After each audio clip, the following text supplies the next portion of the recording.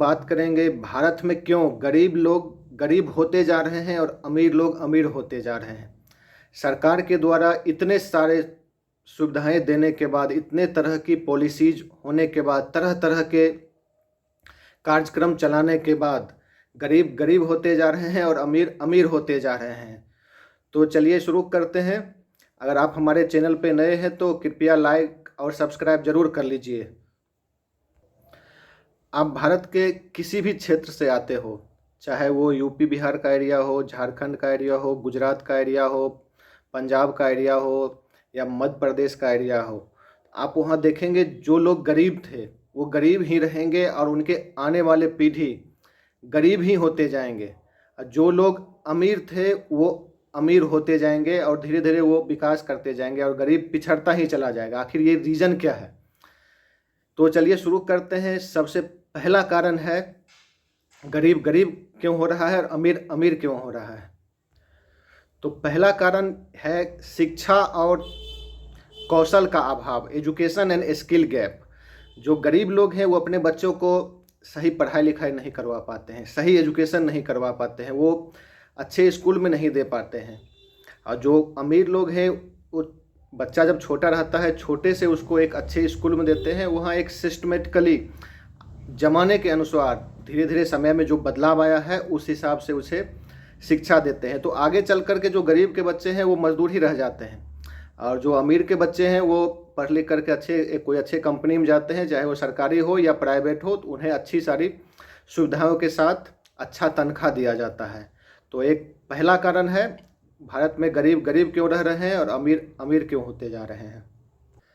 और दूसरा कारण जो है गरीब का गरीब होते जाना और अमीर का अमीर होते जाना, उसका है आर्थिक नीतियां और पॉलिसीज जो गवर्नमेंट बनाती है, उसमें जो गरीब हैं उन्हें जो मिलना चाहिए वो मिल नहीं पाता है। वो सारे बाबुओं जो ऊपर बैठे हुए रहते हैं वो उसे खा जाते हैं। जो पढ़ लिख करके बाबू नौकरी कर लिए हैं, जिनका काम है कोई भी पॉलिसीज को, कोई भी गवर्नमेंट के द्वारा चलाए गए कार्यक्रम को पहुंचाना, तो वो उसे नहीं पहुंचा पाते हैं या बहुत नाम मात्र वहाँ पहुंचता है। उसमें भी जो गिने चुने लोग होते हैं गरीब में, उन्हें भी थोड़ा बहुत मिलता है, बहुत को तो पता भी नहीं चलता है।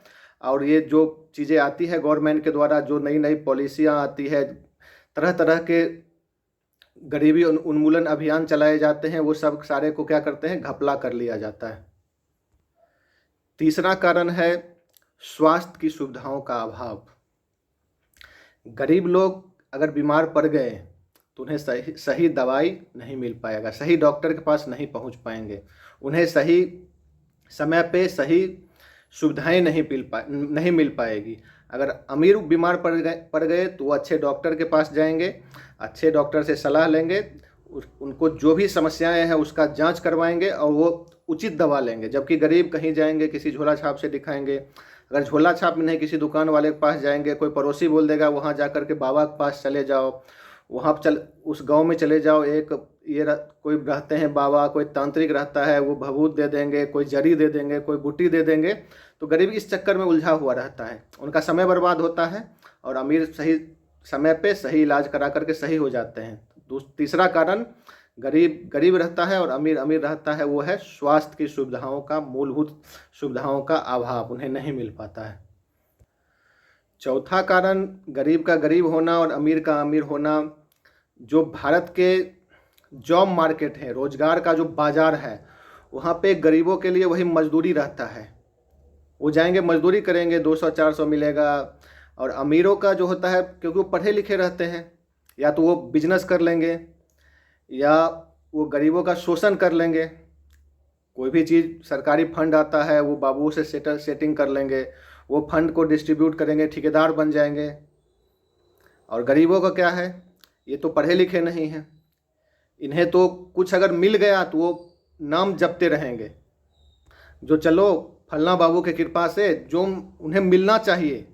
अगर कोई भी फंड आ रहा है सरकारी, उन्हें जो सुविधा मिलना चाहिए उसमें कुछ परसेंट मिल गया। अगर मान लीजिए इंदिरा आवास की बात करते हैं, अगर इंदिरा आवास में गवर्नमेंट के द्वारा अगर 1 लाख रुपये दिया गया तो इन गरीबों को अगर 50,000 ही मिल गया, इनका हक है 1 लाख रुपये का, अगर 50,000 मिल गया, 50,000 ऊपर के बाबू खा गए, पढ़े लिखे लोग खा गए, समाज के बाबू नामी गामी लोग खा गए, जो भी उसके अंदर आते हैं, गवर्नमेंट अधिकारी हो गए और जनप्रतिनिधि हो गए, ये अगर खा गए तो इन्हें 50,000 में ही संतुष्टि रहती है। जबकि बाबू जो खाए हैं वो अगर 50 आदमी को दिए, 50,000 अगर खाए तो 25 लाख रुपये उधर खा गए। गरीबों को तो 1 लाख मिलना चाहिए, 50,000 रुपया मिला।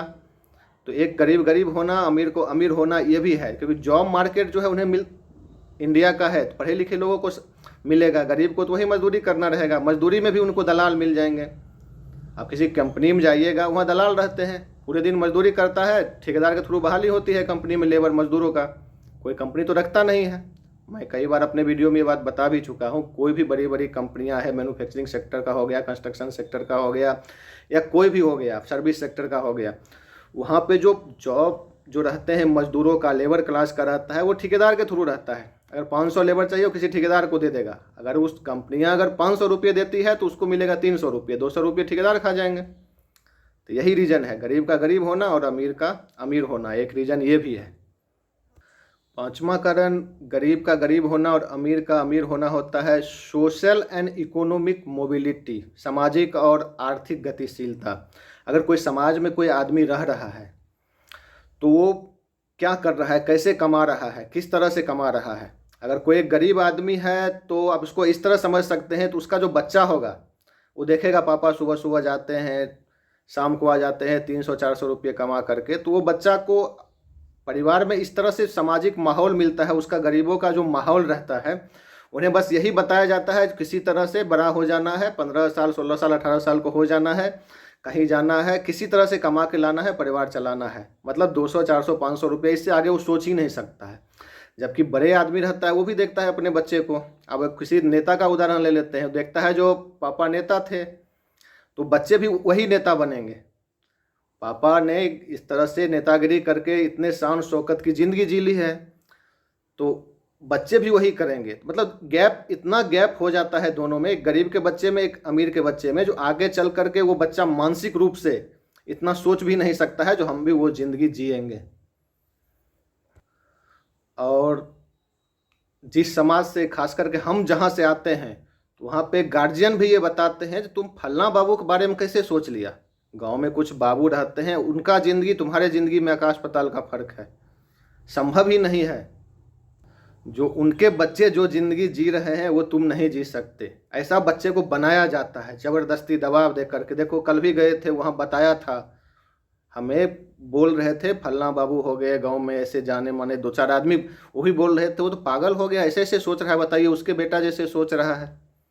जबकि ये पता है जो आप अगर कोई कमज़ोर परिवार के बच्चे हैं, आपने मेहनत करके कोई भी चीज़ हासिल किया है, कुछ कर रहे हैं, तो फलना बाबू के बेटा से ज़्यादा टैलेंट आप में है, क्योंकि आपने वो किया है। फलना बाबू, ऐसा मैं नहीं बोलता है सब फलना बाबू के बेटा ऐसे मतलब कुछ नहीं करते हैं या नहीं होते, बहुत उसमें अच्छे भी होते हैं, लेकिन जिसके बारे में उदाहरण दिया जाएगा ज़बरदस्ती, अब फलना बाबू को ही पता है, अब वो क्या करेंगे। वो तो होशियार आदमी है, वो तो ऐसे खुलेआम किसी को बताएंगे नहीं, क्योंकि गाँव समाज में प्रतिष्ठा है। जैसे तैसे करके गरीबों का हक खा करके आप एक चीज़ और देख लीजिएगा, जो भी बाबू कुछ इस तरह से गांव में रहेंगे, उन्होंने जैसे तैसे करके संपत्तियां अर्जित की हुई है, और समाज के लोग उसे ही समाज सुधारक के रूप में मानते हैं। वो कैसे होगा समाज सुधारक? उन्हें जो भी चीज़ पद मिला, जो भी प्रतिष्ठा मिला, वहाँ तो उन्होंने करप्शन करके अपना संपत्ति बनाया है। तो वो आदमी कैसे सही हो सकता है, वो समाज को कैसे अच्छा दिशा दे सकता है? तो इसलिए सावधान रहने की ज़रूरत है, और अपने बच्चों को सपोर्ट करिए, उन्हें मोटिवेट कीजिए, वो आगे बढ़े ज़िंदगी में और अपने हक और अधिकार की बात करें। तो चलिए इस बात को यहीं ख़त्म करते हैं। अब नेक्स्ट जो गरीब का गरीब होना और अमीर का अमीर होना, नेक्स्ट जो पॉइंट है उस पर बात करते हैं। छठा पॉइंट इसमें कह सकते हैं गवर्नमेंट पॉलिसीज और करप्शन, ये भी एक दूसरे से रिलेटेड है। गवर्नमेंट जो पॉलिसीज बनाती है, वो पॉलिसीज इस तरह से बनाती है जो गरीब को फ़ायदा ही नहीं हो। आप देखेंगे अगर मनरेगा है तो मनरेगा का मजदूरी है, सभी स्टेट का अलग अलग है, और मतलब 200 रुपये किसी का, 220 रुपये किसी का, 300 रुपये, इस तरह से है मनरेगा का। जो आजकल आपको एक मजदूर 400-500 रुपये में मिलेगा, वो भी हम नॉर्थ भारत की बात कर रहे हैं। अगर साउथ इंडिया में आप जाएंगे तो वहाँ 800-900 हज़ार रुपये तक मजदूरी है, एक मजदूर का एक दिन का है। तो गवर्नमेंट जो पॉलिसी बनाती है वो इस सोच कर ही बनाती है जो ये आगे जा कर के इसमें पॉलिसी मेकर जो हैं, जो सारे नेता, लीडर और ऑफिसर, ये सब जो मिल के बनाते हैं, इन्हें ही फ़ायदा हो। ये गरीब को लेकर के नहीं बनाती है, बस वो नाम का होती है। जो आप जा कर के जो उसके प्रचारक होते हैं, चमचा बेलचा जो होते हैं, आप प्रचार करो जी, मोदी जी ये कर दिए, नीतीश जी ये कर दिए, लालू जी ये कर दिए, ताकि लोगों को लगे जो ये मेरे लिए काम कर रहा है। लेकिन वो होती नहीं है। आप मनरेगा में देखेंगे कम है, जबकि अभी एक पॉलिसी चल रही थी बहुत सारे स्कूल में बेंच डेस्क का, तो एक बेंच डेस्क का कीमत उसी गवर्नमेंट के पॉलिसी के द्वारा 5200 या 5000 रुपये रखा गया था। जबकि सारे ज़्यादातर स्कूलों में हुआ ये, जो हेडमास्टर और संबंधित अधिकारी सेटिंग करके 1000 रुपये 1200 रुपये में पलाई वाला बेंच डेस्क बनवा करके 5200 रुपये क्लेम कर लिए, मतलब प्रति सेट बेंच डेस्क का। भयंकर करप्शन हुआ। सेम उसी तरह स्कूल में आया था बोरिंग का, समरसेबुल बोरिंग करवाने का। अब 2.5 लाख रुपये उसका रखा गया, 2.5 लाख के आसपास था बिहार में, जबकि 50-60 हज़ार रुपये में वहाँ एक नंबर 1 का आपका काम हो जाता है। तो ये सारे करप्शन है। हेडमास्टर हो गया, संबंधित अधिकारी हो गए, सब मिल करके मिल बांट के खा लेते हैं। तो आप बताएंगे इससे अमीर गरीब का क्या फ़र्क है? भैया ये जो सारे पैसे आते हैं गवर्नमेंट का, कोई भी फंड का पैसा आता है, जनरल पब्लिक तो इस तरह से उन्हें पता ही नहीं है यार वो आपका पैसा है। आप जो कपड़ा खरीद रहे हैं, आप जो जहाँ कहीं किसी कंपनी में जाकर मजदूरी कर रहे हैं, उससे कंपनी को जो फ़ायदा होती है, कंपनी जो टैक्स देती है, उसमें भी आपका योगदान है। आप तेल, साबुन, सरफ, आटा, चावल, दाल, हल्दी, फलाना ठिमकाना, जो भी चीज़ खरीद रहे हैं उसमें गवर्नमेंट टैक्स लेती है, वो पैसा आ जाती है वहाँ पे।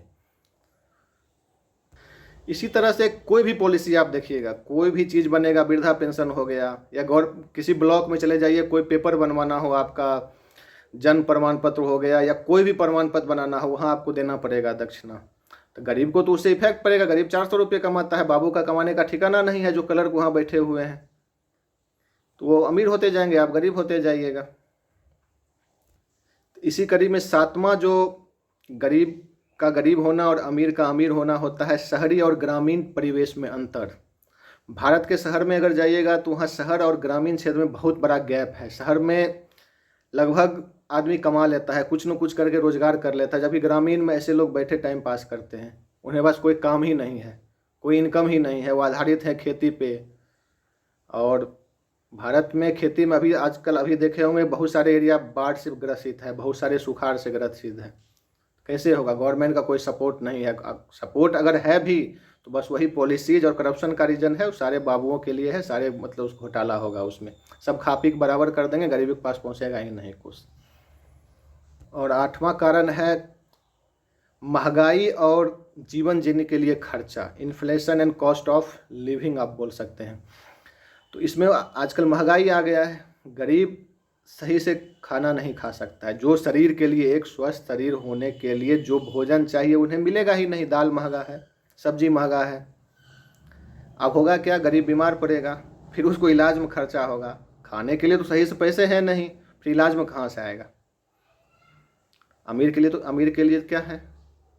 उनके पास पैसे हैं, उनके पास करप्शन के लिए गवर्नमेंट की पॉलिसी से पैसे आने वाले हैं, उनके पास तरह तरह की चीज़ें से पैसे आएंगे। गरीब के लिए तो वही सीमित है ना। सीमित में भी जो गवर्नमेंट भेज रही है, जो चाहिए उसमें भी घोटाला होता है, नए नए तरीके से घोटाला होता है। तो महंगाई तो जान मार रही है, आप देखेंगे अभी। और मैं तो अभी जैसे शहरी क्षेत्र का बात कर रहा हूँ और फिर गांव में पता करता हूँ, तो अभी जैसे सब्जी हो गया, शहर में 20 रुपये 10 रुपये किलो भिंडी मिल रहा है और गांव में 40 रुपये मिल रहा है। मैं बिहार की बात से अभी कंपेयर आपको कर रहा हूँ। कैसे जिएगा गरीब वहाँ पे? तो चलिए, आपको अच्छा लगा होगा ये वीडियो, कृपया लाइक एंड सब्सक्राइब जरूर कर दें। इसलिए संभलिए और अपने बच्चों को शिक्षित कीजिए, समझदार बनाइए, ताकि जैसे आप किसी के बहकावे में आकर के और बिना सोचे समझे वोट देते हैं, नेता चुनते हैं, लीडर चुनते हैं, किसी बाबू को मानते हैं, वो सोच समझ कर ले। मानना चाहिए, लेकिन सोच समझ करके कौन क्या कर रहा है मेरे लिए पहले समझ में आना चाहिए। नहीं तो आज आप जिस तरह से ज़िंदगी जी रहे हैं, आने वाले समय में आपका बच्चा भी वैसे ही जिएगा, उसका बच्चा भी वैसे ही जिएगा। क्योंकि कोई भी चीज़ के लिए समय बीत गई है। देख सकते हैं आरक्षण भी 20 साल, 30 साल, 40 साल से एकदम है, लेकिन उसका जो फ़ायदा जिसको मिलना चाहिए वो नहीं मिल रहा है। रेयर में किसी किसी को मिलता है, उसके फ़ायदा वही ले रहे हैं बाबू लोग जो वहाँ बैठे हुए हैं। आज वो ले रहे हैं, कल उनका बेटा लेगा, फिर पोता लेगा, और आपका बच्चा ऐसे ही उसका झोला ढोते रहेगा और देखते रहेगा, लालायित रहेगा, वो एंजॉय करते रहेंगे। धन्यवाद।